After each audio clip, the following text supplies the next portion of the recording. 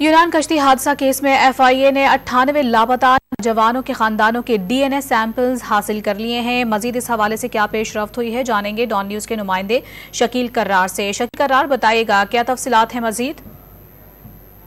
जी बिल्कुल, इस वक्त जो यूनान में कश्ती का हादसा पेश आया है उसमें अहम पहलू ये है कि जो पाकिस्तानी नौजवान उस कश्ती में सवार थे तो उनकी शनाख्त के हवाले से इशू सामने आ रहा है। तो एफआईए की टीमें कोशिश कर रही है कि जो पाकिस्तानी नौजवान उसमें मौजूद थे और हादसे का शिकार हुए उनकी शनाख्त जो है वो मुकम्मल हो सके। इस हवाले से तर्जुमान के मुताबिक अब तक जो है वो 98 जो फैमिलीज हैं उनके डीएनए सैंपल हासिल कर लिए गए हैं और वो भिजवाए जाएंगे यूनान में, जहाँ पर उनके जो लाशें या जिंदा मौजूद है उनके साथ उनके मैच किए जाएंगे। इसी तरह अब तक जो है वो एफआईए गुजरात जो सर्कल है उसने 52 जो मुतासरीन है लवाकिन है उनके सैंपल जमा कराए हैं एफआईए की मरकजी टीम को, जबकि गुजरात जो सर्कल है उसने 48 मुतासरीन का खानदान के सैंपल जो है डीएनए के वो एफआईए की मरकजी टीम को जमा कराए हैं। बहुत शुक्रिया शकील करार आपका।